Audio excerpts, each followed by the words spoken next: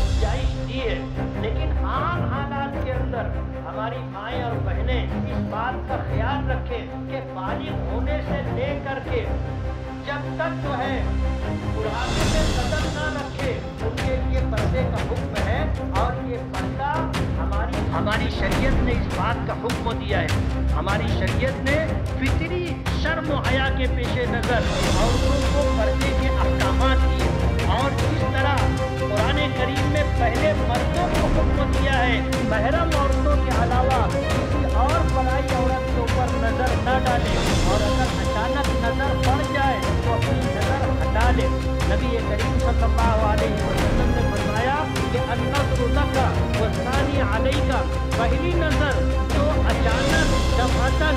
इसीलिए अगर हमारी शरीयत ने, हमारे मज़हब ने इस बात का हुक्म दिया है कि मर्द हज़रात अपनी निगाहों को पस्त रखें, नीची रखें, औरतें अपनी निगाहों को पस्त रखें। मालेगांव जमीयत उलमा की तरफ से मालेगांव की ख़वातीन को, ख़ास तौर पर मुस्लिम ख़वातीन को हमने ये पैगाम देने की कोशिश की है कि आपका हिजाब में रहना और आपका पर्दा करना ये आपका संवैधानिक हक़ है। हमारे मुल्क के दस्तूर, संविधान, कानून, आइन ने इस बात का आपको हक़ दिया है कि आप अपने मज़हब के मुताबिक जो पहनना चाहें पहने, जो खाना चाहें खाएं, जो पीना चाहें पीं, और जिस तरह कानून और शरीयत के दायरे में रहकर ज़िंदगी गुजारना चाहें गुजारें। किसी को ये हक़ नहीं है कि वो आपको बेलिबास करे। किसी को ये हक़ नहीं है कि वो आपसे ये मुतालबा करे कि तुम बेपर्दा रहो, बेहिजाब रहो। ज़ाहिर बात है, हैरत होती है कि मुल्क में नंगे रहने वालों को कोई ये नहीं कहता कि कपड़े पहनो, कम कपड़े में रहने वालों को कोई ये नहीं कहता कि तुम अपने जिस्म को ढांको। हमारी बहनें बेटियां अगर आईनी हक़ और शरीयत की पासदारी करते हुए अगर वो पर्दा करती हैं, हिजाब में रहती हैं, तो उन्हें मजबूर किया जा रहा है कि वो बेहिजाब रहें, बेपर्दा रहें। ये मुल्क के आइन और संविधान के ख़िलाफ़ है, ये हमारी तहज़ीब और कल्चर के ख़िलाफ़ है, ये हमारी शरीयत के ख़िलाफ़ है। इसलिए हमने लोगों को जमा करके ये पैगाम दिया है कि आप जिस तरह हिजाब में रहती हैं, आपको हिजाब में रहने का हक़ है, कोई आपसे आपका ये हक़ छीन नहीं सकता। बात कही है कि राम की बीवी सीता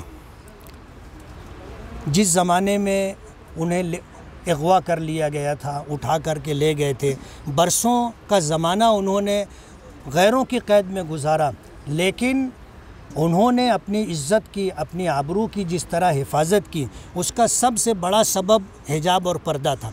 और उसका उदाहरण ये है कि उनके देवर लक्ष्मण ने जब उनको पहचानने के लिए कहा गया कि ये औरतें खड़ी हुई हैं, इसमें तुम देखो सीता कौन है, तो उन्होंने ये जवाब दिया था कि आज तक मैंने अपनी भाभी का चेहरा नहीं देखा है, कभी नज़र उठा करके उनके सर तक अपनी निगाह नहीं पहुंचाई है, मैं अपनी भाभी को पैर से पहचान सकता हूं। उन्होंने खड़ी हुई औरतों के कदमों को देखा, पैरों को देखा, पैर और पाजेब से अपनी भाभी को पहचाना था। तो हमारा ये दावा है कि रामायण और हिंदू धर्म में भी औरतों को पर्दे का हुक्म है। माजी में ये कल्चर रहा है, आज भी आला ज़ात के हिंदुओं में ये है।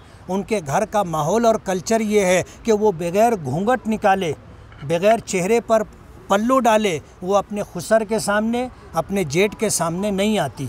हिजाब के तौर पर मनाने का एक गुजारिश की है, एक ऐलान किया है, और उसका बैकग्राउंड ये है कि हमारे शहर की और जहाँ तक हमारी आवाज़ जाती हो वहाँ तक हर मुसलमान औरत पर्दे के साथ रहे, बेपर्दा अपने घर के बाहर ना निकले, ताकि लोगों तक ये पैगाम जाए कि पर्दा हमारी शरीयत का हुक्म है और हमारा ये आईनी हक़ है, कोई हमसे ये हक़ छीन नहीं सकता। अपने बहन से जोड़ा देखे जा पूरा देश इस बात को महसूस कर रहा है कि मुल्क में फ़िरका परस्ती को बढ़ावा दे करके, और ख़ास तौर पर अक़लियतों को, और अक़लियतों में मुसलमानों को टारगेट करके वोटों को बांटने की और यकजा करने की कोशिश की जा रही है। यानी हिंदू वोट मुत्तहिद हो जाए और मुसलमानों के वोट मुंतशिर हों, इस तरह की सूरत हाल बनाई जा रही है। और ये सब जो है फ़िरका परस्त पार्टियां सियासी तौर पर फ़ायदा उठाने के लिए करती हैं।